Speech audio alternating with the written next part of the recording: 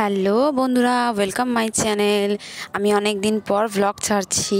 আমি অনেক দিনই পর ছাড়ছি কারণ আমার সময় হয়ে ওঠেই না ব্লগ ছাড়ার জন্য। তো আমি একটু ভিডিওটাও এখন কম করছি, তোমরা বুঝতেই পারছো একটু কম ভিডিও করছি। তো আজকের আমি ব্লগটা করলাম আমাদের বাড়ি মা মনসা পুজো, তার ব্লগটা। সকাল থেকে খুব আগের দিন থেকে প্যান্ডেল করে গেছে, তোড়জোড় হচ্ছে। এই যে এখানে এখন আলপনা দেওয়া চলছে, মাকে আনা হবে সেই জন্য আলপনা দেওয়া চলছে। এটা আমার শাশুড়ি আলপনা দিচ্ছে, আর এখানে আলপনাটা ভালোই দিয়েছেন উনি, খুব সুন্দর হয়েছে। তো এখানে এই জন্য আমি একটু ভিডিওটা করে নিলাম। অনেক কাজ, সকাল কতটা ভিডিও করে উঠতে পারবো আমি জানি না, তাও আমি একটু চেষ্টা করলাম, যেহেতু বাড়িতে মা মনসার পুজো, তো মা আসছে, তো আমাকে একটুখানি ভালোভাবে করার চেষ্টা করব। এই শুরু হলো সবে, এখনও মাকে নিয়ে আসা হয়নি, মাকে আনতে যাবে। এই যে আমার মা আসছে, মা মনসা, মা আনতে গেছিলেন, আমার শাশুড়ি গেছিলেন, আমার শ্বশুর, আমার বর, সবাই, আমার দিদা, সবাই গেছিলো, আমার বোনজিও গেছিলো, পিছন থেকে আসছে। তো মাকে নিয়ে আসা হয়েছে। আমি ভোগ রান্না করছিলাম।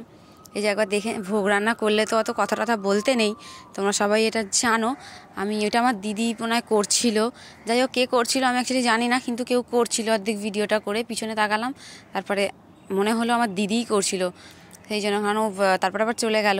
তো যাই হোক, এই হলো কথা। এখানে রান্না বান্না চলছে দুপুরবেলায়, তারপর সন্ধেবেলায় ভোগ খাওয়ানোর হলো। সন্ধেবেলা অ্যাকচুয়ালি ভোগ খাওয়ানোর এটা, আর দুপুরবেলা হলো যারা আজকে ছিল ঘরে, যারা ছিল তাদের জন্য ভাত করা হয়েছে, ভাত, আলু পোস্ত, ডাল এরকম করা হয়েছে। আর এখানে রাতের রান্নার তোড়জোড় চলছে। রাতে রান্না হয়েছিল বোধহয় খিচুড়ি, বাঁধাকপি, তারপরে চাটনি, পাঁপড়। ঠিক আছে, তো এইরকমভাবেই হয়েছে, খুব সুন্দরভাবে আজকের দিনটা কেটে গেল। তো এখানে রান্না বান্না সব হয়েছে। এখানে পুজোর চলছে। আমি পুজোতে বেশিক্ষণ বসতে পারিনি, কেন আমি নিচেও যাচ্ছিলাম। এখানে এসে একটু আধটু যাই হোক করে, এখানে যে বাউন ঠাকুর পুজো করছে।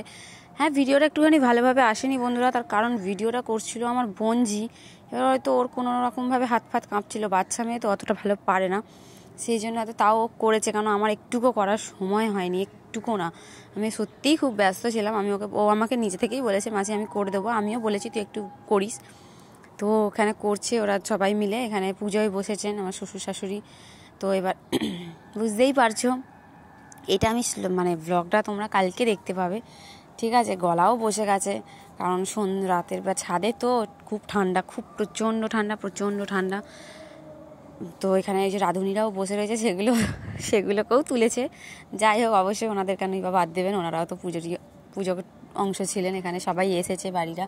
আর রাতের বেলাতেও সবাই, সন্ধেবেলাতে অ্যাকচুয়ালি সবাই আসা শুরু করেছে, 5টা থেকে সবাই আসা শুরু করেছে, আর একদম রাত্রি 12টা অবধি চলছে, 12টা বেজে গেছে, 12টা অবধি চলছিল। তো 12টার পর আমরা সবাই শুতে এসেছি। তো আমি তাই জন্য এখন আমি ভয়েসটা দিচ্ছি, এটা আমি কালকে দেখতে পাবে, আমি ছাড়বো কালকে, আমি এখন রেডি করছি, তো এটা কালকে দেখতে পাবে তোমরা। তো পুজোটা ভীষণ ভালো কেটেছে, খুবই ভালো কেটেছে। মা আর পুজো তো মা আসছে তো ভালোই কাটবে, অবশ্যই ভালো কাটবে। রাতের এই যে খাওয়া দাওয়া আমি বেশি তুলতে পারিনি। এই যে আমার ছেলে এখানে খুব ঘোরাঘুরি করছে, ওর প্রচণ্ড মজা হয়েছে। তার আগের দিন ওর মাসিরা এসেছিলো বলে, মাসি এসেছিলো, দিদি এসেছিলো, দাদা এসেছিলো। আর এখানে আমার বর পরিবেশন করছে, আর একটা আমার দাদা, তো পরিবেশন করছে, ওরা দুজনে মিলে করছে। এখানে খেতে বসেছে। এই যে সবার শেষে আমি কয়েকটা ছবি তুলেছি, সেটাও আমি এই ভিডিওতে ছেড়ে দিলাম। সকাল থেকে ছবি তোলার একেবারেই সময়ই পাইনি, সময় হয়ে ওঠেনি। তো আমি একটা বাচ্চাকে কোলে নিয়ে আমি একটা ছবি তুলেছি। তো কেমন লাগলো